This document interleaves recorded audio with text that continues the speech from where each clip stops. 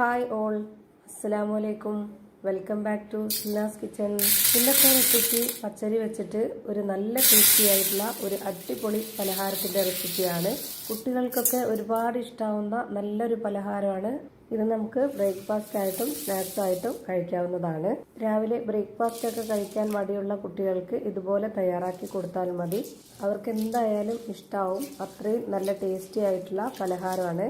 കുട്ടികൾക്ക് മാത്രമല്ല വലിയവർക്കും ഒരുപാട് ഇഷ്ടമാവുന്ന നല്ല ടേസ്റ്റി ആയിട്ടുള്ള ഒരു പലഹാരമാണ്. അപ്പോൾ ഇതെങ്ങനെയാണ് തയ്യാറാക്കുന്നതെന്ന് നോക്കാം.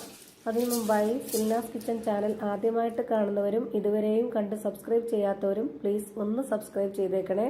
ഒപ്പം തന്നെ ഈ വീഡിയോസ് നിങ്ങൾക്ക് ഇഷ്ടപ്പെടുകയാണെങ്കിൽ ഒരു ലൈക്ക് ചെയ്ത് ഷെയർ ചെയ്ത് സപ്പോർട്ട് ചെയ്യാനും മറക്കരുതേ. ഇനി നമുക്ക് റെസിപ്പിയിലോട്ട് കടക്കാം. ഈ പലഹാരം തയ്യാറാക്കാനായിട്ട് ആദ്യം തന്നെ ഒരു പാത്രത്തിലേക്ക് 250 ml കപ്പിന്റെ അളവിൽ 1 കപ്പ് പച്ചരിയാണ് ഇട്ട് കൊടുത്തിട്ടുള്ളത്.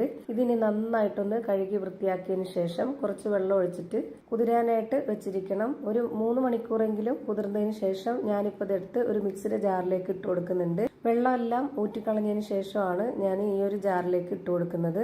പച്ചരി എത്രത്തോളം കുതിർന്ന് കിട്ടുന്നോ അത്രയും നന്നായിരിക്കും ഈ ഒരു പലഹാരത്തിന്. ഇനി നമുക്കിത് അരച്ചെടുക്കാനായിട്ട് ഇതിലേക്ക് ഞാൻ ഒഴിച്ചു കൊടുക്കുന്നത് പാലാണ്. തേങ്ങാപ്പാലാണ് എടുത്തിട്ടുള്ളത്. 1/2 കപ്പ് അളവിൽ 1 കപ്പ് നല്ല കട്ടിയായിട്ടുള്ള തേങ്ങാപ്പാൽ ഒഴിച്ചു കൊടുത്തിട്ടുണ്ട്.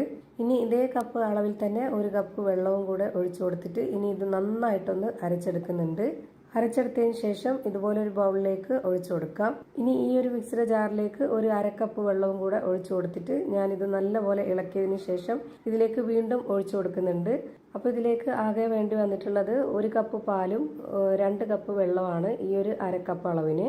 ഇനി ഇതിലേക്ക് ആവശ്യത്തിനുള്ള ഉപ്പിട്ട് കൊടുത്തതിന് ശേഷം നന്നായിട്ട് ഇതൊന്ന് ഇളക്കി കൊടുക്കാം. നമ്മുടെ ഈ ഒരു മാവിൻ്റെ കറക്റ്റ് ആയിട്ടുള്ള പരുവം ഒട്ടും തന്നെ കട്ടിയില്ലാതെ നല്ല ലൂസായിട്ട് വേണം കിട്ടാനായിട്ട്. എങ്കിലേ നല്ല ടേസ്റ്റി ആയിട്ട് കിട്ടുള്ളൂ. ഒരു കയ്യിൽ കൊണ്ട് ഈ മാവ് കോരി കാണിച്ചു തരാം ഇതിൻ്റെ കറക്റ്റ് ആയിട്ടുള്ള പരുവം എന്താണെന്ന്. ഇപ്പോൾ ഇത് കണ്ടില്ലേ, ഇതേ പരുവത്തിലാണ് കിട്ടേണ്ടത്. ഇനി ഇതിലേക്ക് വേറെ വെള്ളമൊന്നും ഒഴിച്ചു കൊടുക്കുന്നില്ല. ഇത് കാണുമ്പോൾ തന്നെ നിങ്ങൾക്ക് ഇതിൻ്റെ കറക്റ്റ് ആയിട്ടുള്ള പരുവം മനസ്സിലായിട്ടുണ്ടാവും. ഇനി ഇത് മാറ്റി വെച്ചേക്കാം. അടുത്തതായിട്ട് ഒരു കാര്യം കൂടി ചെയ്യാനുണ്ട്. അപ്പോൾ അതിനായിട്ട് ഇതുപോലൊരു ബൗൾ എടുത്തിട്ട് അതിലേക്ക് ഞാൻ ചിരകിയെടുത്ത തേങ്ങയാണ് ഇട്ട് കൊടുത്തിട്ടുള്ളത്. ഒരു 1/4 മുറി തേങ്ങ ചിരകിയതാണ് ഇട്ട് കൊടുത്തിട്ടുള്ളത്. 1 ക്യാരറ്റിന്റെ പകുതിയാണ് ഞാനിവിടെ ഗ്രേറ്റ് ചെയ്തെടുത്തിട്ടുള്ളത്. ഇതും കൂടെ ഇട്ട് കൊടുക്കാം. ഗ്രേറ്ററിന്റെ ചെറിയ ഹോളിലാണ് ഞാനിപ്പോൾ ഇത് ഗ്രേറ്റ് ചെയ്തെടുത്തിട്ടുള്ളത്. ഇത്രയും പൊടിയായിട്ടിരുന്നാലേ നല്ല ടേസ്റ്റി ആയിട്ട് കിട്ടുള്ളൂ. ഇനി ഇതിലേക്ക് 1/4 കപ്പ് അളവിൽ പഞ്ചസാര ഇട്ട് കൊടുക്കാം. പിന്നെ 2 ഏലക്കയും ഇട്ട് കൊടുക്കുന്നുണ്ട്. മധുരമൊക്കെ ഓരോരുത്തരുടെ ഇഷ്ടത്തിനനുസരിച്ച് കൂട്ടിയും കുറച്ചൊക്കെ ചേർത്ത് കൊടുക്കാവുന്നതാണ്. ഇനി ഇതിലേക്ക് കുറച്ച് നെയ്യ് ഒഴിച്ചു കൊടുക്കുന്നുണ്ട്. നെയ്യും കൂടെ ഒഴിച്ചു കൊടുത്തതിന് ശേഷം 1 സ്പൂൺ കൊണ്ട് ഇത് നല്ലപോലെ ഇളക്കി യോജിപ്പിച്ച് കൊടുക്കാം. ഇതുപോലെ നന്നായിട്ട് ഇളക്കി കൊടുത്തതിന് ശേഷം ഇനി നമുക്കിത് തയ്യാറാക്കിയെടുക്കാം. അതിനായിട്ട് ഞാനിവിടെ സ്റ്റൗവിലേക്ക് ഒരു പാൻ വെച്ച് കൊടുത്തിട്ടുണ്ട്.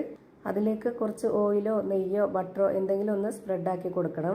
ഈ ഒരു പാനിൽ നന്നായിട്ട് ചൂടായിട്ട് വന്നതിന് ശേഷം ഒരു മീഡിയം ഫ്ലെയിമിലേക്ക് വെച്ച് കൊടുത്തിട്ട് വേണം ഇതിലേക്ക് ഒരു കയ്യിൽ മാവ് ഒഴിച്ചു കൊടുത്തിട്ട് ഒന്ന് ഇതുപോലെ ചുറ്റിച്ചെടുക്കണം. ഇപ്പോൾ ഞാൻ ഈ മാവ് ഇതിലേക്ക് ഒഴിച്ചു കൊടുക്കുമ്പോൾ തന്നെ നിങ്ങൾക്ക് കാണുമ്പോൾ ഇതിൻ്റെ കറക്റ്റ് ആയിട്ടുള്ള പരുവം മനസ്സിലായിട്ടുണ്ടാവും. ഇനി ഇതിലേക്ക് നമ്മൾ റെഡിയാക്കി വെച്ചിട്ടുള്ള ആ ഒരു ക്യാരറ്റ് തേങ്ങ മിക്സ് ഇതിലേക്ക് ഇട്ട് കൊടുക്കാം. എന്നിട്ടൊരു സ്പാച്ച് കൊണ്ട് അതൊന്ന് ചെറുതായിട്ട് അമർത്തി കൊടുക്കണം. അതിൽ ഒട്ടിപ്പിടിച്ചിരിക്കാൻ വേണ്ടിയിട്ടാണ്. ഇതിൻ്റെ ഉള്ളിലുള്ളതെല്ലാം പുറത്തോട്ട് വരും. അങ്ങനെ വരാതിരിക്കാനാണ് ഒരു സ്പാച്ച് കൊണ്ട് ഇതുപോലെ അമർത്തി കൊടുക്കാൻ പറഞ്ഞത്. എന്നിട്ട് നമുക്കിതിൻ്റെ ഒരു ഭാഗം ഇതേപോലെ ഒന്ന് മടക്കിയിട്ട് കൊടുക്കാം. വീണ്ടും അതിന് മുകളിലേക്കായിട്ട് ഇതുപോലെ സ്പാച്ച് വെച്ചിട്ടൊന്ന് നല്ലപോലെ അമർത്തി കൊടുക്കാം. ഇത് വെന്ത് കിട്ടാനായിട്ട് ഒരുപാട് സമയമൊന്നും വേണ്ട. പെട്ടെന്ന് തന്നെ റെഡിയായി കിട്ടുന്നുണ്ട്. ഇനി ഇത് ഒന്നുകൂടി മടക്കി കൊടുക്കാം. ഇത് നമുക്ക് വൈകിട്ട് ചായയുടെ കൂടെയോ അല്ലാന്നുണ്ടെങ്കിൽ രാവിലെ ബ്രേക്ക്ഫാസ്റ്റ് ആയിട്ടോ ഒക്കെ കഴിക്കാവുന്നതാണ്. ഈ ഒരു രീതിയിൽ ഉണ്ടാക്കി കഴിക്കുമ്പോൾ ഒരു പ്രത്യേക ടേസ്റ്റാണ്. ഇതേപോലെ തന്നെ ഞാൻ എല്ലാ മാവിലും ചെയ്തെടുത്തിട്ടുണ്ട്. ഇപ്പോൾ ഇത് നന്നായിട്ട് വെന്ത് കിട്ടിയിട്ടുണ്ട്. ഇതൊരു പാത്രത്തിലേക്ക് മാറ്റുവാണ്. അപ്പോൾ ഇതാ നല്ല സോഫ്റ്റ് ആയിട്ടുള്ള പഞ്ഞ് പോലെ നല്ല ടേസ്റ്റി ആയിട്ടുള്ള ഒരു അടിപൊളി പലഹാരം റെഡിയായി കിട്ടി. അപ്പോൾ ഇത്രയേ ഉള്ളൂ ഇന്നത്തെ വീഡിയോ ഇഷ്ടമായാൽ ലൈക്ക് ചെയ്യാനും കമൻറ്റ് ചെയ്യാനും ഷെയർ ചെയ്യാനും മറക്കരുത്. അതുപോലെ തന്നെ ഞാനിടുന്ന പുതിയ വീഡിയോസ് നോട്ടിഫിക്കേഷനായിട്ട് കിട്ടുന്നതിന് വേണ്ടി സബ്സ്ക്രൈബ് ചെയ്ത് ബെല്ലൈക്കൺ അമർത്തി അതിൽ ഓൾ എന്ന ഓപ്ഷൻ എനേബിൾ ചെയ്ത് കൊടുക്കാനും മറക്കരുത്. പുതിയൊരു വീഡിയോയുമായി വീണ്ടും വരും. Thank you for watching.